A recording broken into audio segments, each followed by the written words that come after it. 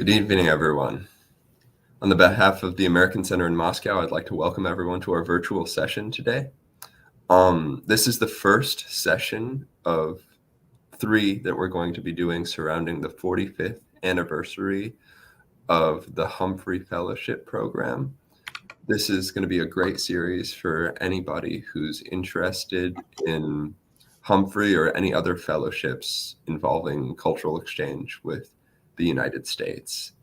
And in the series, we're going to have a series of 3 speakers who are Humphrey alumni, who have been through the Humphrey program with very different backgrounds, who are going to be talking about how going through the program affected each of them and their careers. So without further ado, I'll turn it over to our speakers today, and you can introduce yourselves and tell everybody about your work. Thanks so much. Good evening. Perhaps I'll start and then I'll pass it over to Angelina.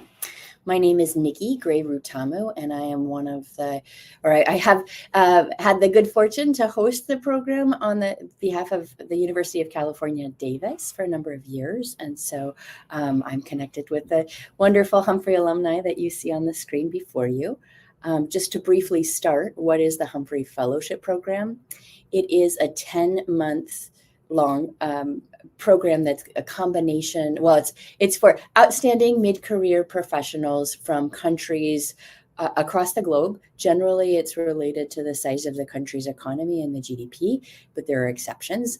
But it brings outstanding mid-career professionals who are maybe service-minded and leaders in their own fields to the United States for 10 months of non-degree career enhancement. So it's a combination of things, both cohort and individual, which we'll get into a little bit later. But the fellow has the opportunity to kind of delve into technical topics, also go into things like leadership and public speaking and other types of topics. And generally, there are 13 campuses across the country that host. University of California, Davis is one of the host programs for the topics of agriculture and rural community development, along with environmental sciences, natural resources management, and climate change. And so approximately a dozen people come in a cohort, and there's a lot of different activities throughout the year. Again, we'll get into that a little bit more.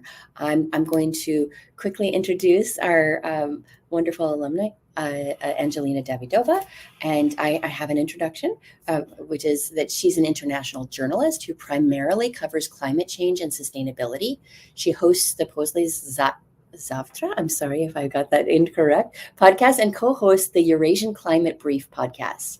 Throughout her career, she's served as a moderator, trainer, and lecturer on environmental journalism and communications. She's been an observer of the United Nations Framework Convention on Climate Change, UNFCCC, since 2008. In 2018, she received a fellowship via the Hubert Humphrey Fellowship Program and carried out her studies at the University of California, Davis from 2018 to 2019. She currently is working with the Eurasia Net covering environmental issues around Eurasia. Angelina, welcome. Thank you so much, Nikki. Thank you for the introduction, and thank you to the American Cultural Center in Moscow for inviting me to speak about the program. I'm very happy to see you, Nikki, and I'm very happy to have this conversation about the wonderful Humphrey year, which I had in, as you mentioned, 2018, 2019. Yeah, well, let's get into that, right? So you were here at UC Davis, which is in California on the west coast of the United States from 2018 to 2019. Let's talk about some of your reflections on the year. Anything that strikes you that you want to share? Well, I feel like it's been an amazing year. It was not my first time in California. It was not my first time in the US. I've been to the US a few times before, but it was my longest time in the US so far. I actually spent even a bit longer than, I think, 10 months of the program. I think I stayed for another 2 or 3 months. And I really have a feeling I discovered so much about California, water management, climate policies, renewable management, agriculture, forest management, forest fires. Oh my God, we got to experience. I mean, that was very awesome. I mean, not always in a positive way, but it's something that, I feel like it was an amazing trip. So while we were there so I arrived in August 2018, and then in November 2018, we had these huge fires in Northern California. And then the Paradise City, one of the cities up north from Davis, was completely destroyed. And then in February 2019, we actually went on an investigation trip to see the recovery efforts and everything was being done. And that was such an amazing trip, also to see the consequences of wildfires, which are also obviously connected to climate change. This is a topic I've been working on for many years, but then also to see what is being done by the local government, by the local communities, by businesses. It was, just very direct knowledge, access to people on the ground, access to recovery efforts. So I think that was really, it obviously stayed in my mind. But other than that, it's very hard to pick what exactly, like also discovering Davis that it is, which is a very beautiful place to be, and which has amazing people, where I felt very welcomed, and where I also felt like the whole program was structured in a way that on one hand allowed us access to the university, and we could attend any courses we could. So I picked up a few in a number of semesters that we was there. But then we could also do a lot of things other than that. I went and met people from so many organizations in Davis, in California, and also across the US. We also had the so-called Humphrey seminars, which was once a week. And this is, once again, we had seminars on leadership development. We had seminars on communication skills and negotiation skills. And we had seminars discussing various other topics, from energy transition to water management. I also remember, you know what I remember, Nikki? We went to see that water purification facility, right? The water treatment plant. Say that again? You went to see the what? The water treatment plant in Davis. That was so interesting. That was actually so interesting to see. So, yeah. The program allows you to kind of touch and see things that you might not normally expect to or think about. Just to add to those of us in the audience, the fire that you're mentioning is called the Camp Fire. It was a very devastating fire, and there were things like, I think it was like something like at the height of the fire, at least 4 football pitches of land were charred per minute. And so the town that she's mentioning, Paradise, was utterly decimated.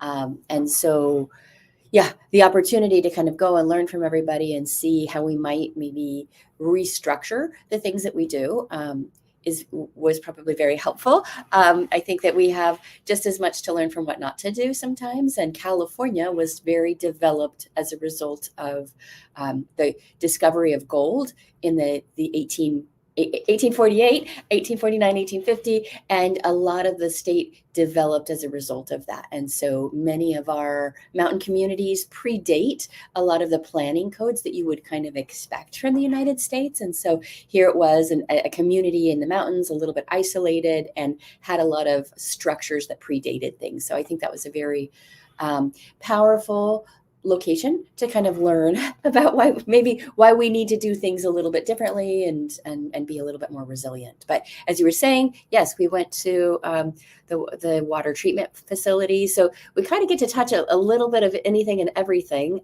So you came in environmental journalism as your kind of focus area, but do you recall some of the topics that other fellows in your cohort were pursuing? Right. Say we had a fellow from Tanzania, Segera. He was working in the area of national parks management. And I think he was specifically interested in the national parks and national reserves. And so that was the topic and that was his area. And then we had Irina from Armenia. We actually met with Irina 2 times during the last 3 months, which was very surprising, because I went to Armenia in one of the trips. And then also last week, we met in Dubai at the UN Climate Change Conference, COP28. So Irina was working on waste management and recycling. So those were her top priorities. Then we also had a few people who were working on water-related issues. And water management issues, our fellow from Iran and our fellow from Bolivia. Then we also had some people who were just doing general environmental management, like Son from Vietnam, right? So he was doing land tenure and land management and parcels and things. We had gosh, we had a lady from Morocco that year who was working in kind of municipal development for the city of Marrakesh. We had somebody from Libya, again, working on kind of like wastewater management. So I guess the point is, any of the cohorts, you won't necessarily, like if you were an applicant and were to come, you wouldn't be doing the exact same thing as all of the other people. But that ends up being a really great thing, because you end up learning about a wide variety of environmental topics. In the case of our program, there are other programs dedicated to law, health, there was, like is city planning and management. So it's really dependent on, the cohort in the field, but you don't expect to come and have 11 other people who are doing exactly what you are doing. And it's actually a really great thing. And so there's time both as an individual to pursue things that you're interested in.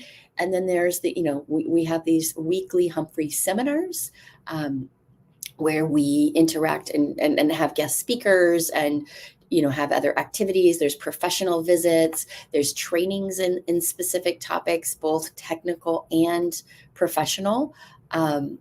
So it's really a mix of a lot of things, but ideally, I mean, and the way that we hope and structure it out is so that you have the ability to kind of take what you need and pursue specific topics of interest to you. So one component of the program that kind of caps a lot of the year for many people is the professional affiliation. And at its core, it's 240 hours of professional exchange. I wouldn't call it an internship. It's something a little bit higher level than that.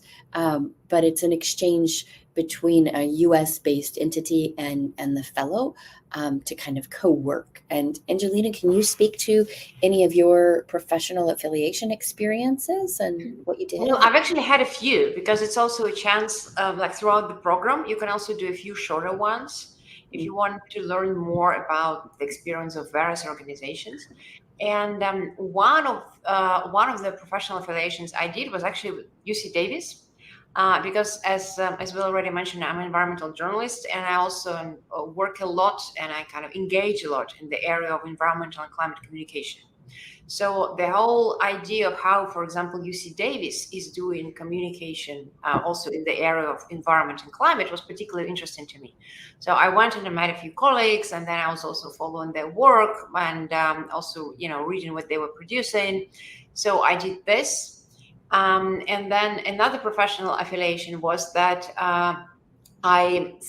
even though I was based in California, as I mentioned, I actually traveled throughout so many other states. And I established very good contacts with another university in Indiana University of Bloomington, which has a very strong Eastern Europe focus. And so our part of the world, so to say, right? Many post-Soviet countries, Eastern Europe, Central Asia, Caucasus.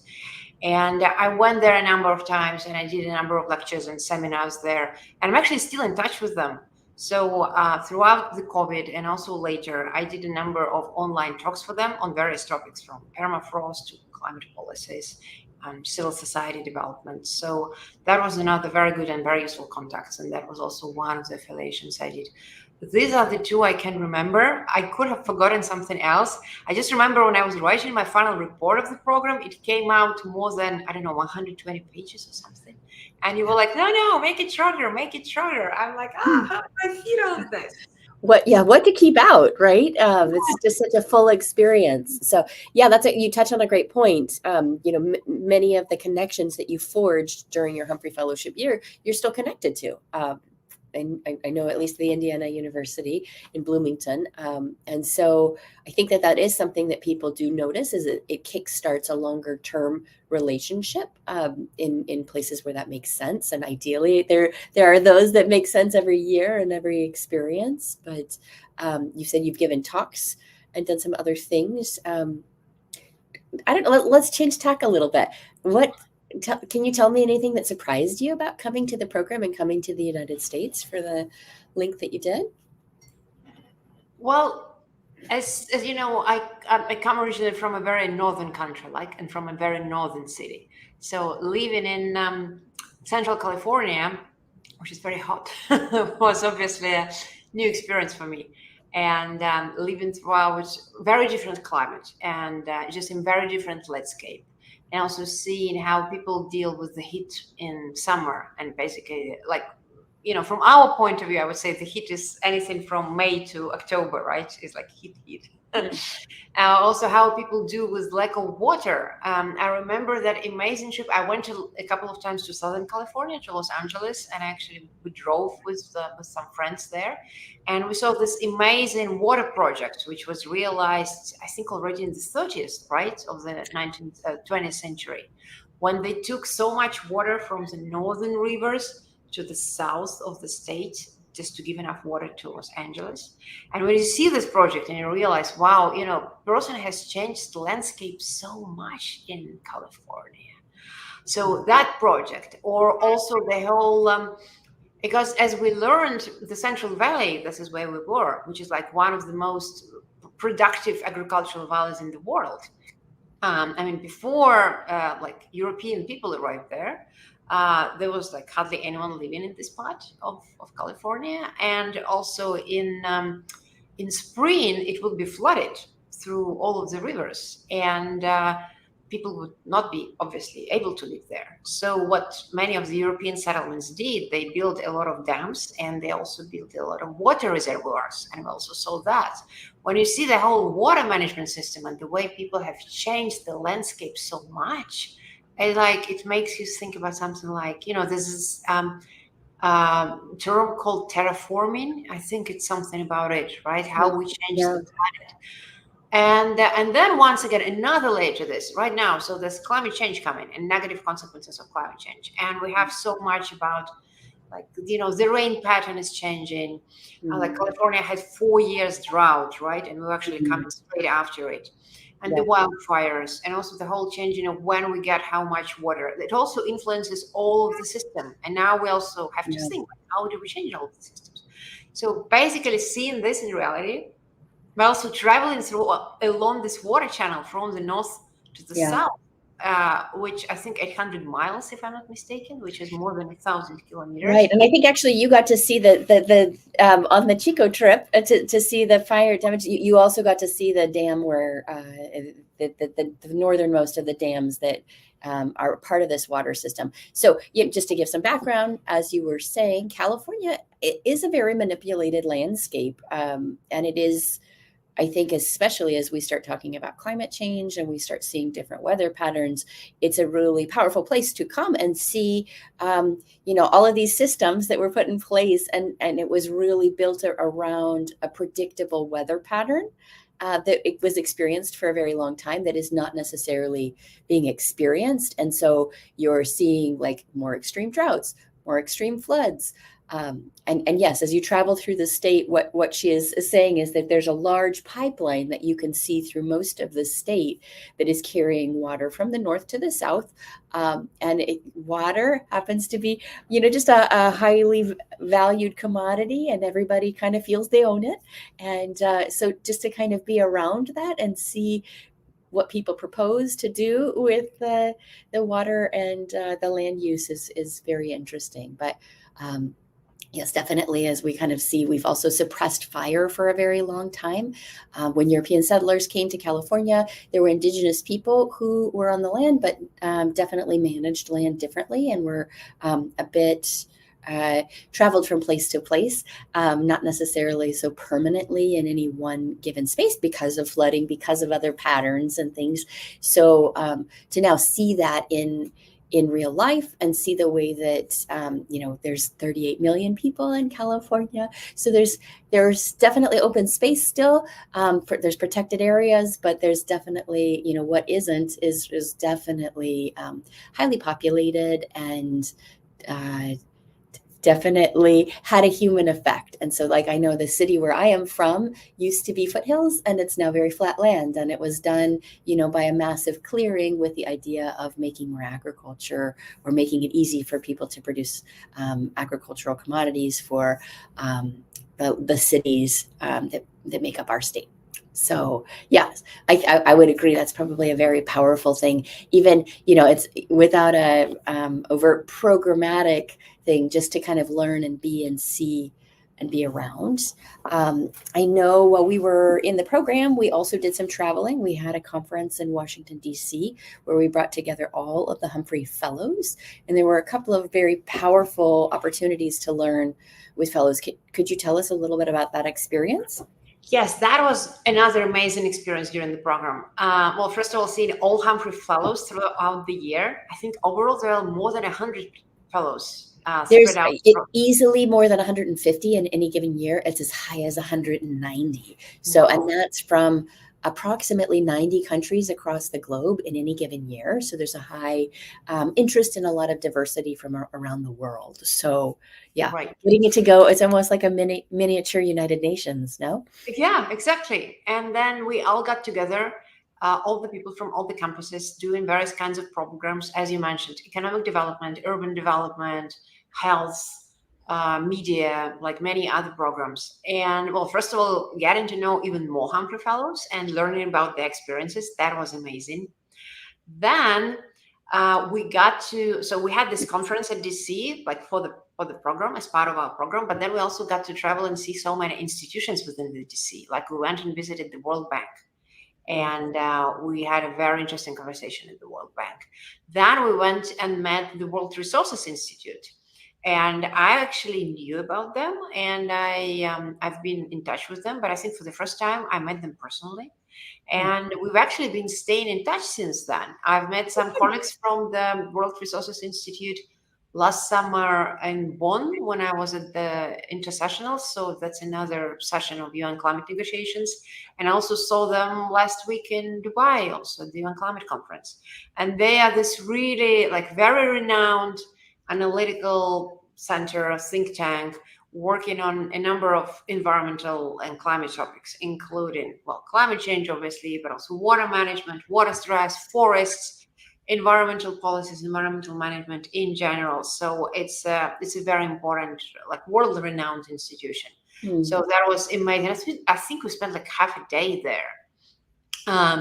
At the World Resources Institute. But then I think another like very personal impression of DC was obviously like DC has amazing museums, absolutely. And it was so hard to choose which ones to go Smithsonian to. museums among them, and they're free for people to enter. So it's a really nice experience to be able to kind of go in and see things. And so any that you went into that really... Well, we went to a few, but oh my God, I cannot, like, I'll have to look on the list. There's like Smithsonian Air and Space. Yes. There's gardens. There's natural history where you see, ancient pachyderms and large rocks and other natural formations. And so it's nice that it doesn't it's not all technical all the time. There's leadership, there's cultural exchange, and then there's this, like these other, getting to see Washington, D.C., which is a very great city. Yeah, absolutely. Yeah. The network of Humphrey Fellows is really robust. Again, there's easily 150 or more in any given year. The program is now at its 45th year. So I think that comes out to, maybe more than like the number of fellows is really large. Neither of us are here in the mathematics field, but have you had an opportunity to connect with Humphrey Fellows in your travels since the program? And well, as I mentioned, I met one Humphrey Fellow from our year twice. Okay. Irina from Armenia. And then I've also been a member and I'm participating in a number of groups. I think like our WhatsApp group is still there. Mm-hmm. Then I'm also part of the Facebook group, one which unites all Humphrey Fellows from all years. And then I think there's another one which has like Humphrey Fellows from Russia specifically. Then what else was there? There's a mailing list. Sometimes I also like get like updates about which Humphrey Fellows are doing what, and that's also amazingly interesting, as you realize, wow, like this, some people become ministers or something. So which is like, or heads of state. There's been one or two around there, but yes, yeah. So we get this, and that's also, I would say, like another like great way to learn about the Humphrey experience and the other Humphreys, like who is doing what. And on the personal level, right, so I had a chance to meet a few other Humphreys during the UN climate conferences, so during the COPs. This year, a specific meeting was not organized, but during the last two meetings, the last two COPs, there were specific meetings organized for all Humphreys, whoever was there. And I met a few people who I haven't met before, and they were, for example, from years earlier than I was in the program. And that was once again amazing experience. So first of all, to exchange our experience of the program and to see what was it like in your time, what was it like in your time. What else to get to learn what is it they're doing. There was this lady from Brazil. Remember, I think she was 1 year later than I was. And so yeah, and so we got to meet also at last COP, and that was very, very interesting to learn about what she's doing, because like Brazil was a big, very important kind of player last year, because the results of the elections, and then Lula is coming, and she was part of all of this, so that was all amazingly interesting. Right, so there are various ways to keep in touch, and then there's also this very useful, highly useful Humphrey newsletter, which you probably get like once every month, I think. And this is where you can learn about what all other Humphreys are doing, but also to learn about what other opportunities are out there for you. For example, small grants for your project, or if you get together with Humphreys and you can do something, you can get some financing for this, or maybe some other scholarships or some other fellowships, which you can further use for your professional development. So so the program anyway stays with you, and you also stay as part of the program. Yeah, I think I've read some of the newsletters and seen some amazing things that other Humphrey Fellows have done. I've also seen some things that interesting, like cohorts have done, like gone and helped develop a part of Buenos Aires in Argentina as a group doing urban planning.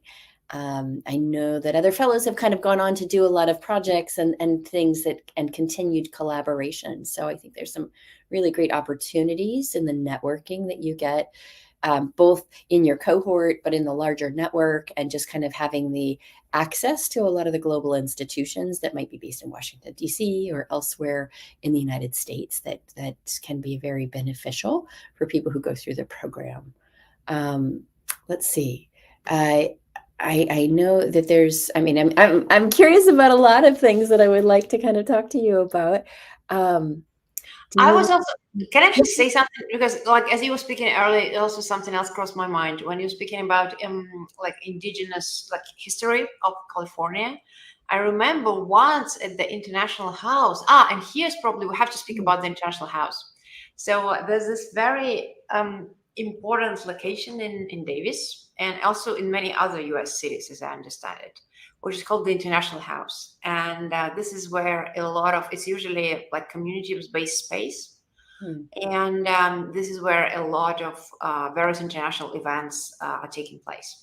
And our program was located in the second floor, and we had a lovely terrace, like we could go out to the roof. And we did so many parties there. We also sometimes would just sit there in the evening, either in the backyard or on the terrace, looking at the stars, listening to the birds, just enjoying the company of each other. And we also had our working space there. So basically, as a Humphrey Fellow, you also have like the office program, and you can also use the office of the program as your working office. I was there a lot because I'm the one who liked going to the office and working from there. So I was very often there. And but at the same time, at the International House, there were a lot of events. For example, a few Humphrey Fellows, including myself, did talks there for the community in Davis. But then there were also other events. And I remember one very special event. There was a dinner which was presented and prepared to us by their indigenous group. And they told us a lot about the indigenous history of California. But also, they also shared some knowledge about the indigenous cooking and the indigenous food, like original one from 200 years, 300 years. And they cooked a very special dinner for us. That was so amazing, to learn all of this, the history, food, culture. It's been such an amazing evening. Yeah. And Wonderful. then, I don't know if you, yeah, sorry, yeah, no, please go ahead. there's Yeah. a little bit of feedback. So I'm not hearing you quite right, and I'm not sure if everybody is having that same experience. So I'm so glad that you enjoyed that. So yes, I think each of the campuses have these, wonderful, like wonderful connections to, cultural centers, much like we do the International Center or International House in Davis, where it's kind of a center for people for cultural exchange and learning about other cultures and peoples throughout the world, and kind of like a home away from home for visitors. So I think there's opportunities for language exchange, learning and about music and dance and arts and just general culture of various countries. So you were speaking to, I think that there was like, we have a holiday called Thanksgiving, and there are some traditions surrounding it, but I think it was nice that we got an opportunity to connect with indigenous tribes and their take on their cuisine and other things for us to learn from. So that's a wonderful aspect of things. Just you're here 24 hours of the day, and not all of that has to be in the workspace. So opportunities for developing friendships and going out into the community and learning about other things is always a really nice opportunity. Was there anything else you wanted to say related to that? I know that there was a little bit of cutoff. So. Right. Right. No, there was something else I wanted to mention. I think another thing which really struck me, and another thing which I feel like I truly discovered when we were traveling across California, are various community-led initiatives, like very interesting community-led initiatives. Like I remember we once went to see meet a special trust. So a group of people who actually buy former agricultural land and make it like nature reserve. So make like land restoration and turn it into nature reserves. And this is a completely community-led initiatives, and they told us a lot how they work and what importance it has. And once again, going back to our conversations earlier, like when you see California as an, so to say, overused land, right? Then you also realize the importance of conservation and the importance of national parks. And obviously, there are also a lot of national parks in California, and we went to so many of them. But also to see this particular initiative, or actually a community initiative, which is trying to, as I mentioned, turn former agricultural lands into nature reserves. That was like a very interesting initiative. So went to see this. Yeah. And then I also remember we went to see one dairy farm, which was very special. It was like sustainable, and it was very good about treating animals.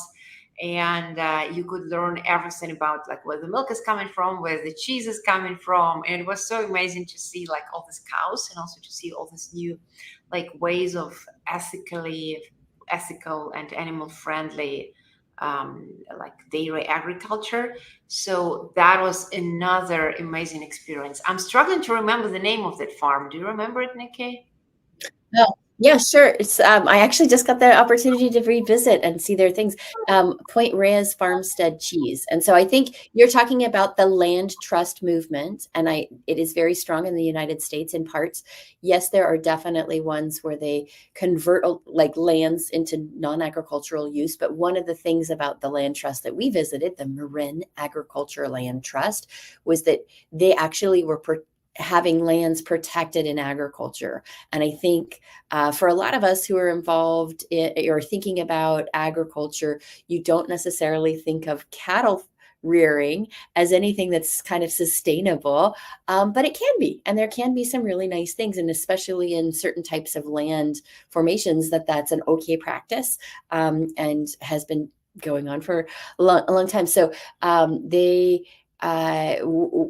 had a really well developed system for getting grants and helping to buy land that was forever protected in in organic agriculture as opposed to development or, a very fancy homestead for well-to-do people in the San Francisco Bay Area. And so they not only told you what you couldn't do, but what you must do. And that was keep it in organic agricultural production with specific metrics. And so the Point Reyes Farmstead Cheese Company now is a fully automated milking parlor, which means that nobody is touching the cow and milking the cow. The cow electively comes up because, they want to be milked. They want to get that out of them.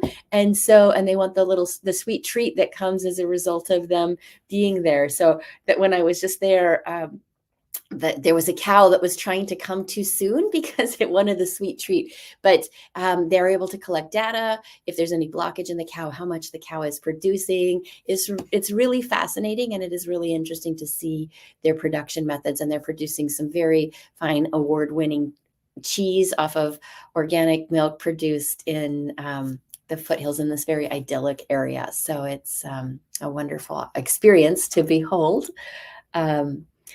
We got, had a lot of opportunities to kind of explore the surrounding areas, both to see the kind of the beauty of the natural environment, but also to see, some mechanisms how for safeguarding the environment or protecting other things that were wonderful to kind of learn from and see how we might do that in our respective fields and areas.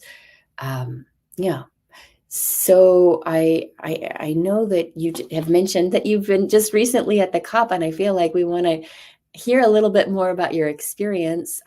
You were a Humphrey Fellow. I guess first I want to just ask, how has this platform allowed you, how has it made an impact on your career? Have you noticed anything as a result of the time? Even if it's just maybe the learning experience that you take with you? But are there any other things that you might want to share about that? Well, as I said, it's been an amazing learning experience, and I learned a lot about, obviously, environmental governance, climate governance in California, in the US, first of all, general life in the US and California. But also, I would say on the international level, I learned a lot from the other Humphreys. I learned a lot about their countries. I learned a lot about the topics they're working on. And as I mentioned, we've been staying in touch ever since then. And we've also been sharing all the news about what we do. And it's amazing to see what people are doing and how they're changing, their countries, their communities, and in general, the world for the better.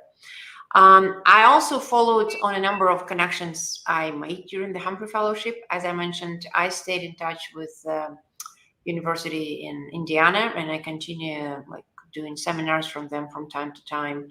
I also stayed in touch with colleagues in UC Berkeley, because there's a specialized department which is working on environmental journalism and environmental communication there, and I got to meet them in person, and we're still in touch. That was already then during the COVID times. Also, the American Cultural Center asked me to help organize a number of public talks, online talks, about various environmental topics relevant for the US at the moment. And I made this series of talks. There were 5 altogether. And as speakers, I actually invited people who I met during the Humphrey year. And for example, one of them was Sean Rosenmoss, and she's from San Francisco Department of Environment. And she's someone who is working with waste management, but also someone who is trying to make San Francisco zero waste city. And she's been telling us all about the various efforts they did and what worked, what didn't work. And she had, she always had this amazing data, and she always had we did this, it worked. We did this, it didn't work.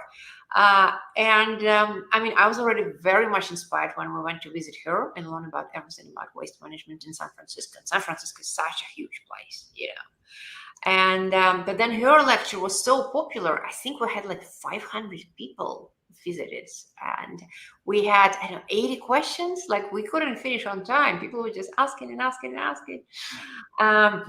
And then another lecture was always someone who I met during my visit to University of California, Santa Cruz, because I also tried to visit other UC campuses.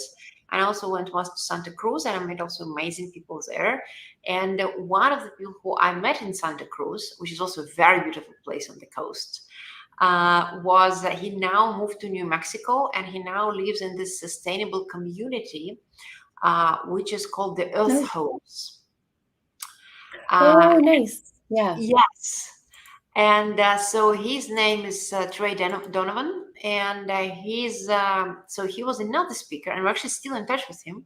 And so he lives in this community, and it's a community which, for example, uses rainwater for a lot of purposes. They obviously use regenerative agriculture.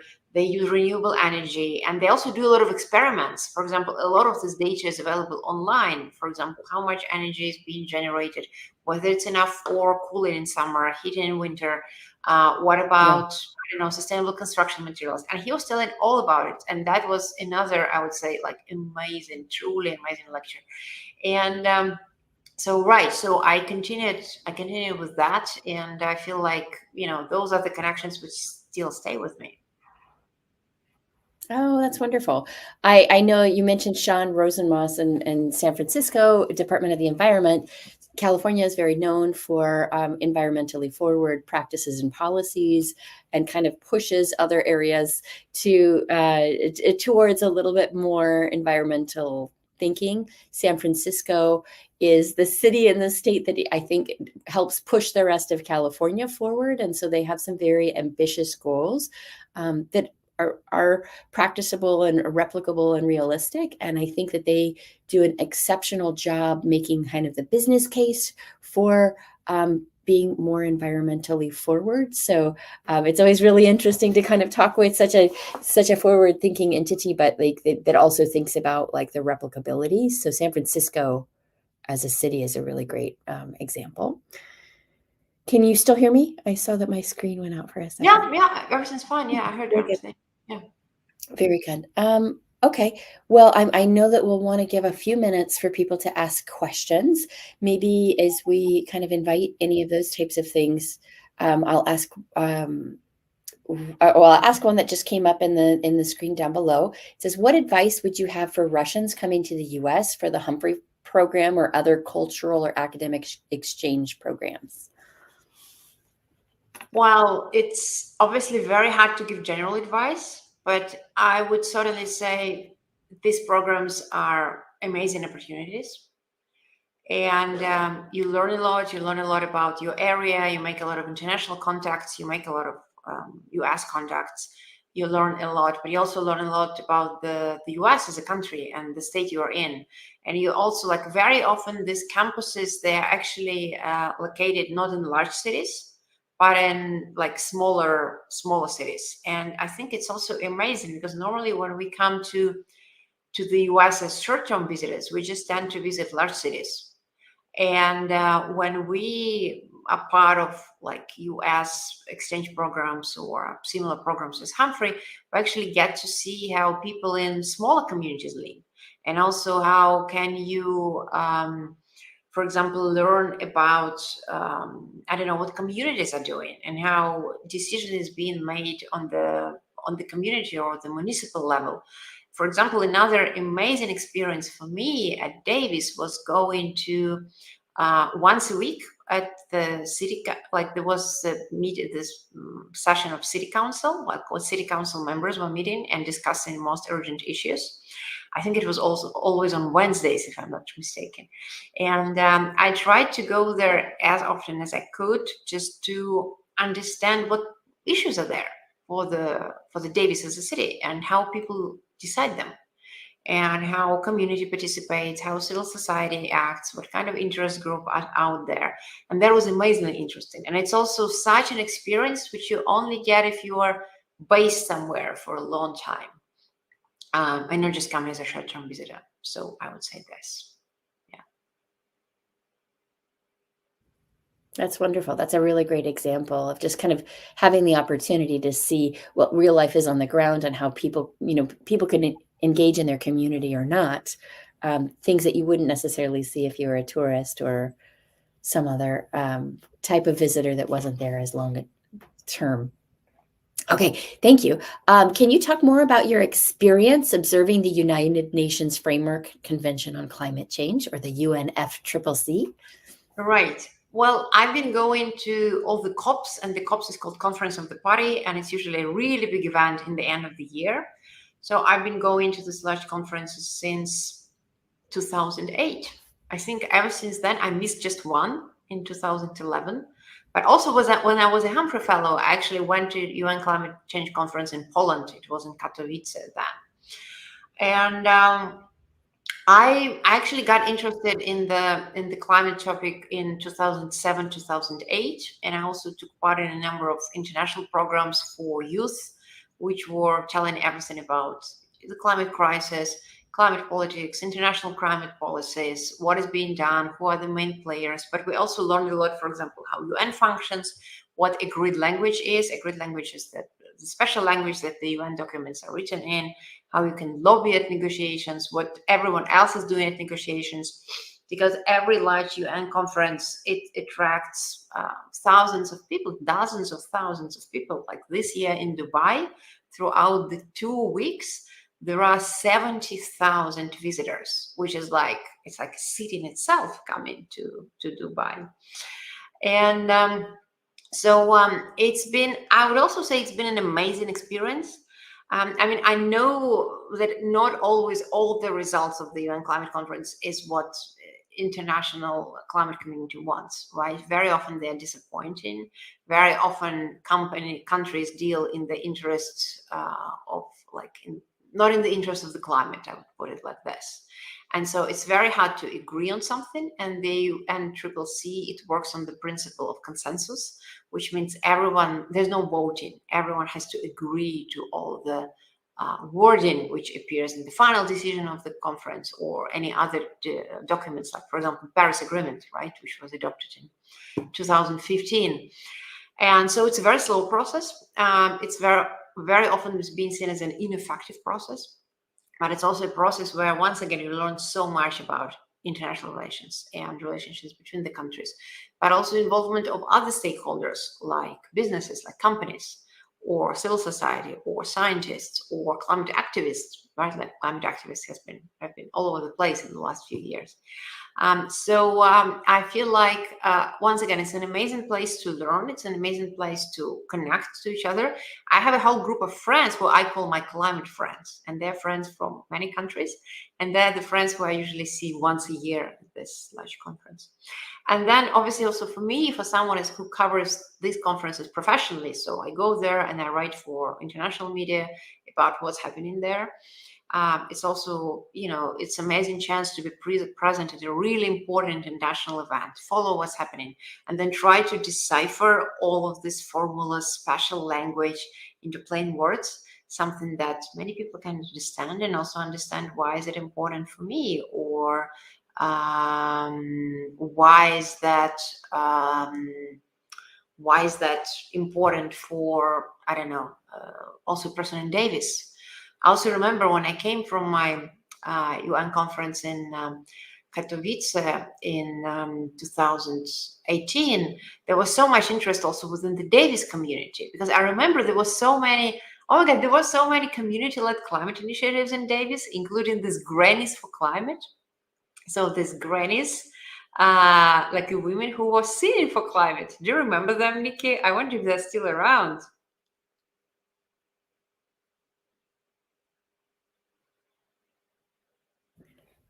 Sorry, there's a little bit of a technical difficulty. I can't, it cut out for me for hearing the very last thing that you said, but I think you were talking about Cool Davis, yes? And kind of locally led Grannies for Climate, yeah.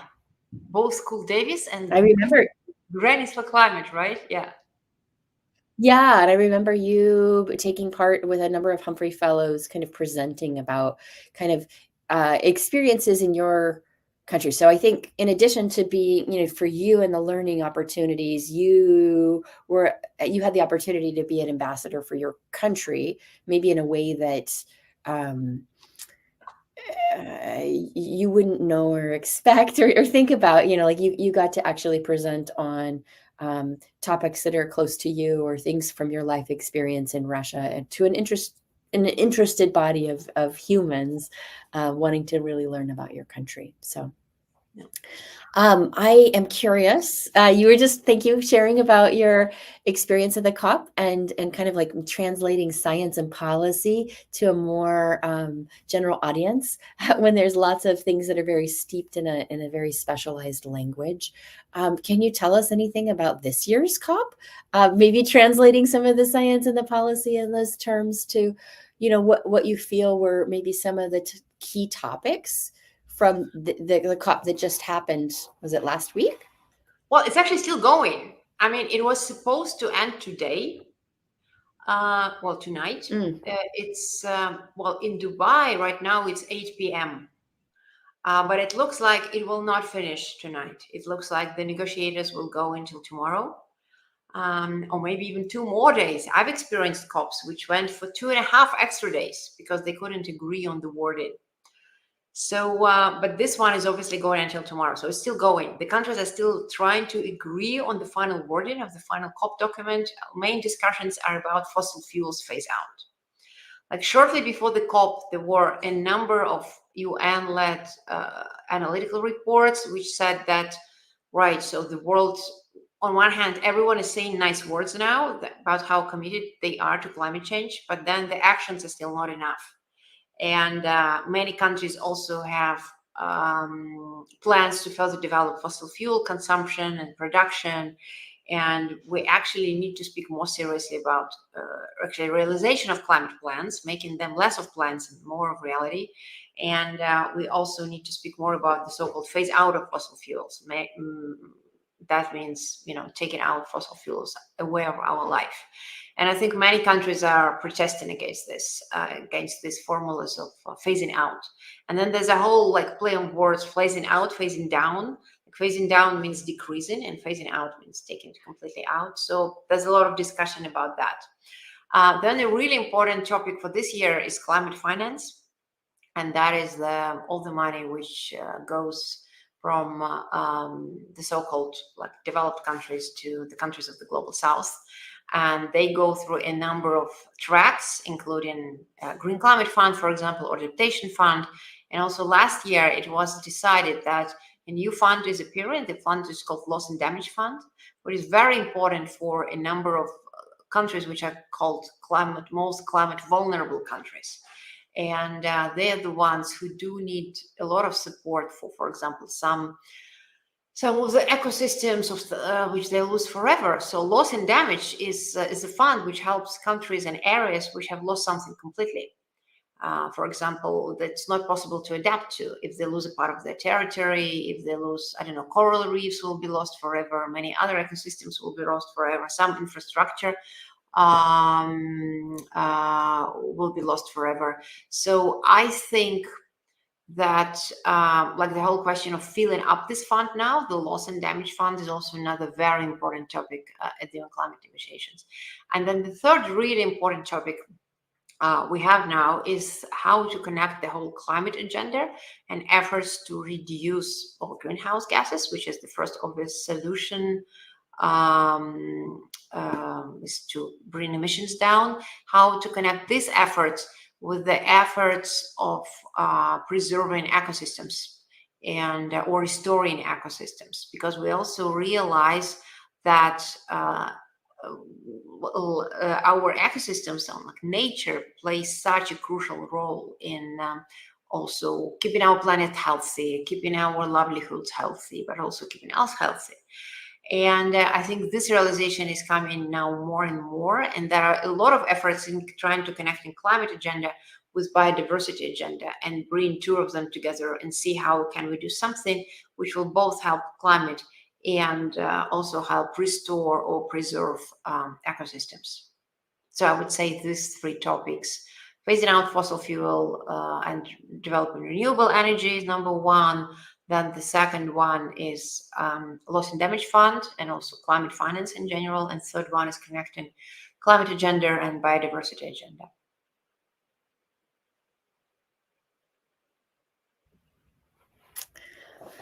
Okay, I have a question that was posted in the audience, and I'm not it sounds like, what's a possible governing organization in the area of environmental protection, and what are the activities it deals with? And I'm not sure, maybe that's about the UNFCCC. If that is that kind of the best global entity for kind of environmental governance? Is there something else? And maybe you could speak a little bit about that. Well, the UN has a few bodies and few institutions or sub-organizations which deal with environmental topics, environmental problems. For example, the UN has the United Nations Environmental Program. Its head office is based in Nairobi in Kenya, and they work a lot in the area of analysis of environmental governance, but also actually try and help countries solve the environmental problems. And so that's like one direction. And then another institution of the UN, which is working in the area of desertification and lands becoming deserts. So that's another like UN institution. Then there's also like a number of further like UN institutions and conventions. And well, once again, as I mentioned, ours, or the one I work with, is the UNFCCC, the one which works on climate change. But I wouldn't call it a global governance. I would rather call it, it's an institution which helps other countries get together and actually do something. It's more of like a negotiation platform. It's somewhere where countries can meet and agree on something and like reach agreements. So it's more of a convening agency as opposed to a governing agency. Is that correct? Yeah. Which can be very important in these times. Getting people to the table to talk can be a little bit challenging. Yeah. Right. Yeah, absolutely. As I mentioned, the fact that countries have to agree on everything all together, and they have so many various kinds of conflicts, but they still have to come to common wording.